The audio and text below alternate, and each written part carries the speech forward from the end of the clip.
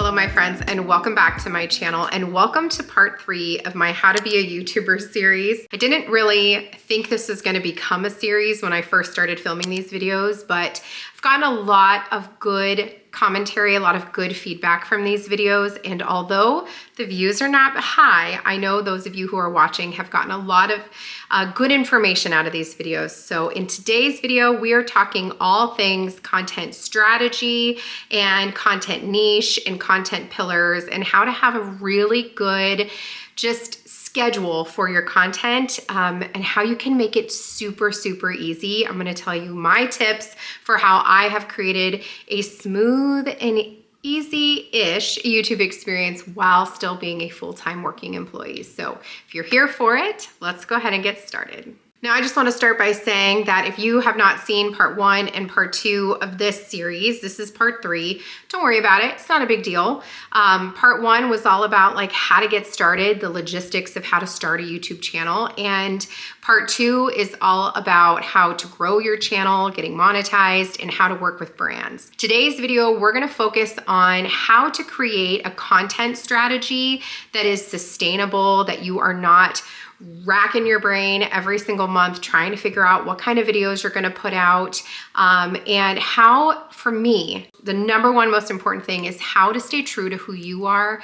And there is my hair floating around, I'm so sorry, but how to stay true to who you are and how to create a brand for your channel that is authentic and that you enjoy doing, because if you don't enjoy doing it, you're going to burn out quickly. So that's our focus for today. I'm going to try to break it down into easy steps and to workable areas so that you can take notes. You guys, I am a massive note taker. I shared a video earlier this month all about the planners that I use, and one of them is this Note It planner, and I literally have a section in the back that's all for taking notes, and it is phenomenal. I listen to a ton of YouTubers. I literally, YouTube is like 95% of what I as a consumer consume. That's what I listen to, it's what I watch. And so I take a lot of notes about that and try to figure out what it is that I'm looking at, what am I watching, and what I want to bring to my own channel. So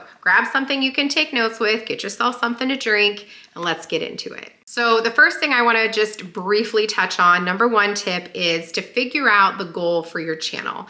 I talked about this in video number 1, where you want to figure out what it is that you want your videos to do for your audience. For me, I want my videos, I have 3 things. I want my videos to motivate, to inspire, and to relax. So some of my videos, like my Clean With Me videos, I want those to motivate you to get something done. For the inspire videos, those might be my weight loss videos, my decorating videos. I want them to inspire you for something in your life. And then of course, relaxation. Every video I put out, I try to keep a very certain chilled vibe in my videos. I keep my music chill. I keep, just the content pace chill for the most part, because that is what I want to instill when you watch my videos, is I want you to feel relaxed. And I have my notes to the side, so if you see me just keep glancing down, that's what it is. And I try really hard not to, and I try to edit out when I look down at my notes. So if you see a lot of jump cuts, that's partially why.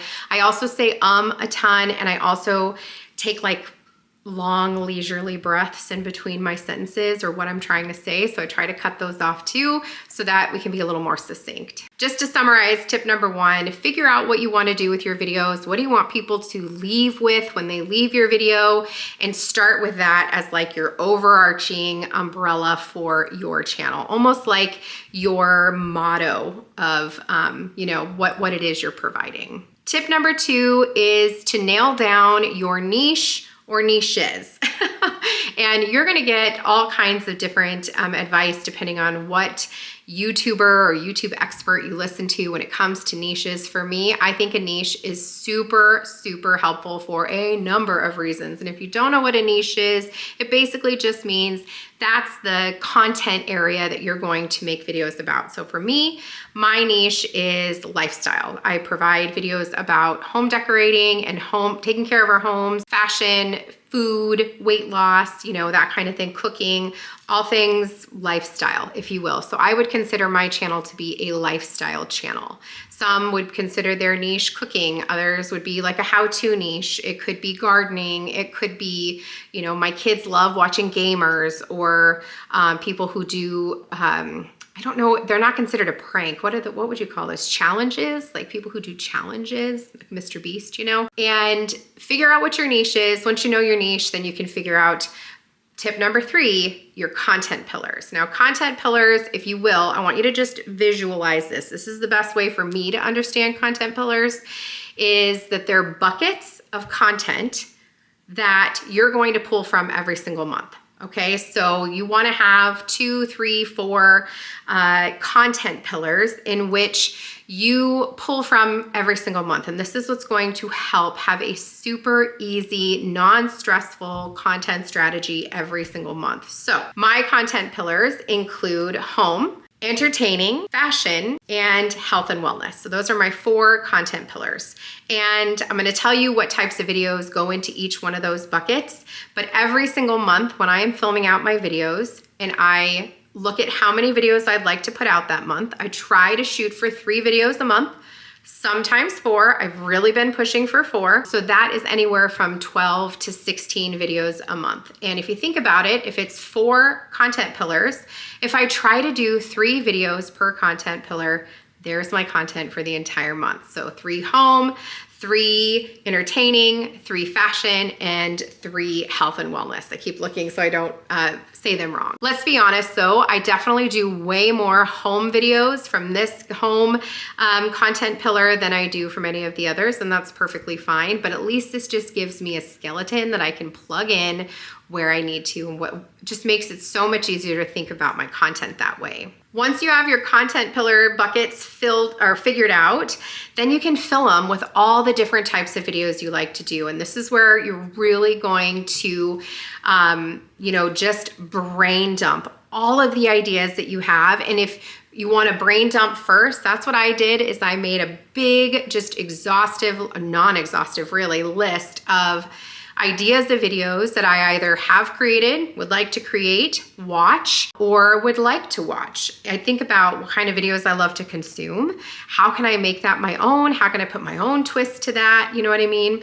And it really helps me to just come up with endless amounts of content ideas. Once you have this list of content video ideas, you can start to separate them into your pillars. And that's going to be my tip number 4, is to fill those content pillars with all of your content ideas. Just brainstormed ideas. They don't have to be, you know, super outlined. It could just be a title. It could just be a quick word, right? So I'm going to give you an example. So for my home pillar, my content pillar that has to do with home, these are all of the things I have listed: decor, cleaning, holidays, organization, parenting, systems, makeovers, gardening, hauls, shopping, and planning. Those are all video types that I would say fall in my home content pillar. So all those ideas go into that content bucket.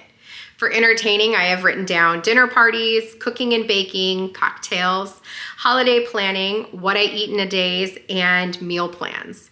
I also have on here travel, holiday parties, grocery hauls, and just regular parties in general. So those all go into the entertaining bucket. For fashion, I have written down clothing hauls, what I wears, hair and makeup videos, and shop with me's. This is my smallest content pillar because it is my newest content pillar.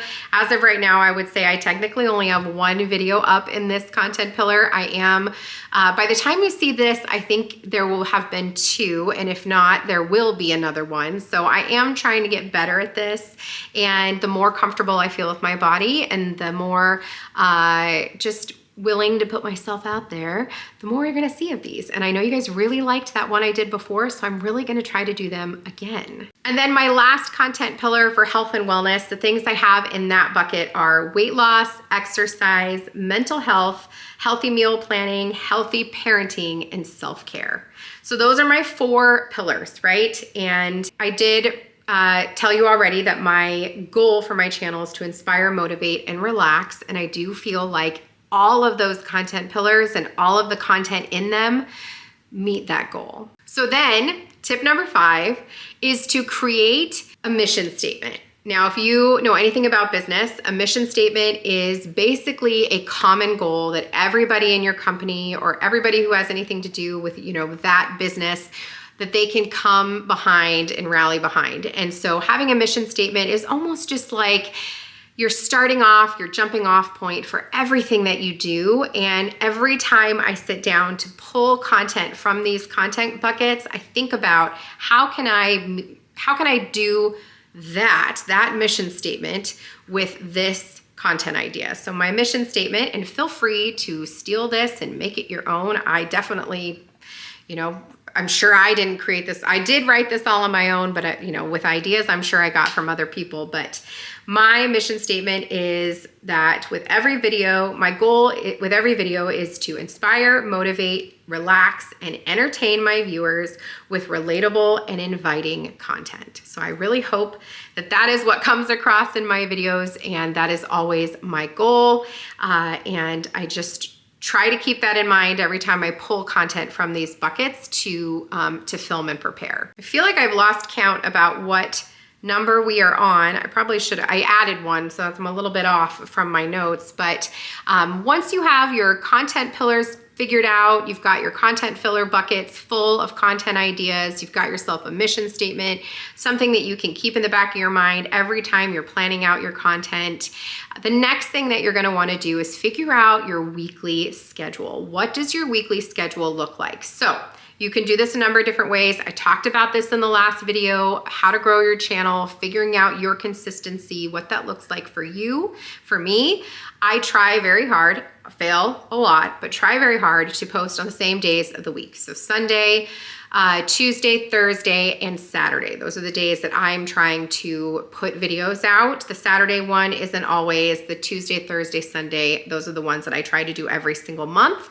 And what that looks like for me is when I grab my planner for the month, I can then just figure out based on those days what I need to film, right? And I'll always start with Sunday and put my Sunday resets in, and then fill in every other day. And what I try to do is as I'm thinking of my content ideas, I'm writing down, I've got my 4 content pillars and I'm putting a little dash in each one, making sure that I have met every single one at least once. Maybe 10 home videos and 4 of the others, you know what I mean? Or something like that, or 6 of the others, but just making sure that I try to get each content pillar in every single month. I'm gonna tell you what I think is the secret sauce for making planning content to be the most easy. Okay, and I do this some months and not other months, and I don't do it entirely every single month, but what I would say, and I'm gonna try to figure out how to word this, in the most non-confusing way, but is to have like a content habit or like a content schedule. So for me, that started with Sunday resets. Every Sunday, guaranteed, I am putting out a cleaning video, and that falls under home, right? Every Sunday is cleaning video. Although sometimes I get comments that people would like less of those videos. It's never gonna happen. Those are my favorite videos to film and edit. They're my favorite videos to rewatch, those and home decorating. I love a good clean with me. They're so motivating, and they hit all 3 of my goals with my videos. They inspire, they motivate, and they relax, in my opinion. And people who like those types of videos probably agree. So I try very hard to always have a Sunday reset. Sometimes it comes up on a Monday. Sometimes I miss them because I'm sick or something, but I try to have that on there. And then if you can try to figure out what you have up on those other days. So Sundays is always a clean with me. Back in the day, I used to do Foodie Fridays, where every Friday was a cooking video. Those are very time consuming to film, but hopefully when I'm a full-time content creator, we can get back to having Foodie Fridays. And that's where I would put a video up from the entertaining, right? The food, the cooking, the cocktails, and Foodie Friday would involve some kind of video. In my mind, I'm thinking Foodie Fridays could be cooking, could be trying out new recipes. It could be trying out new restaurants and going out and trying those. It could be meal planning for the week or what I eat in a week, those types of videos, but some kind of food content on a Friday. Although, now that I'm saying that out loud, I don't post on Fridays anymore. I post on Tuesdays and Thursdays. So maybe it would be Foodie Thursday. That doesn't have the same ring to it, does it? I don't know. Stay tuned.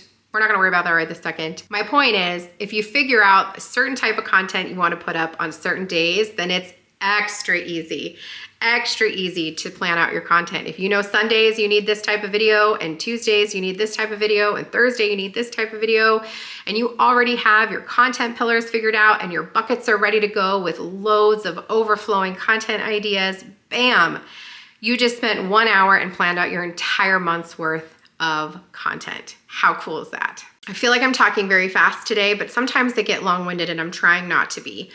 But the last thing I want to talk about is, how do sponsorships fit into this strategy? And I feel like it makes it extra easy when determining what kinds of sponsors you want to work with. At the beginning, you may be less picky and work with pretty much every sponsor that comes your way. That's completely up to you. But for me, I only allow sponsorship videos with companies that I know and respect, with products that I think fill a need or are pretty cool, and that fit into my niche and my content pillars. So when I get an email or when a brand reaches out to me, or when a brand representative reaches out, I will look at the product, I read the reviews, I go search their name online to see if there's any negative press, and then I will think to myself, where does this fit in my content, right? And sometimes the sponsorship and the video don't necessarily go together. Sometimes I try very hard for them to go together, but as long as whatever it is that the product is, or the sponsorship is, does it fit into my 4 pillars, and does it help push me towards that goal of motivating, inspiring, and relaxing my viewers? And if it does, then great. As long as I can figure out negotiating the contract and the schedule, and does the timeline work, wonderful. Having those content pillars and knowing what I want for my channel and the goal for my videos really does help me make good decisions when it comes to sponsorships. I say no to a lot. I probably say no to 70% of the sponsors that reach out to me, and yes to about 30%. And that's only recently. Before, I used to say yes to probably like 5%. But only recently have I really tried to diversify my income and just trying to make good business strategy decisions to help grow the channel, because I want this to be my full-time gig. This is so fun. It's what I love. And so I have been accepting a lot more sponsorships, and you guys have been so great. Obviously, you're going to have a couple of people out there that hate it, and I totally get it. But the overwhelming majority of you are so very supportive. So that is all of my tips. I don't know how many there were, I lost count, but those are all of my tips for how to create a content strategy that is sustainable, manageable, that you can replicate every single month. There's something called evergreen content. This is a term that I've recently heard, and it's being used all the time, and I try to think about it. It's about how to create content that is going to be good today, tomorrow, and years from now. That it's not too in the time, when it comes to trends and that kind of thing. How can you create evergreen content where if somebody found that video 3-4 years from now, it's still going to be relevant and they're still going to find enjoyment from that? So I do think that there's a lot of evergreen content on my channel, and I keep thinking to myself, I want an evergreen content strategy so that every single month I know what I'm doing. It's super easy. I just have like this outline, this graphic organizer for all you educators out there that I just need to plug and play and figure out what it is that I'm doing that month. And it's super, super easy. So hopefully this was helpful. Hopefully I didn't ramble on too long. If you made it this far in the video, why don't you give me an emoji of a camera?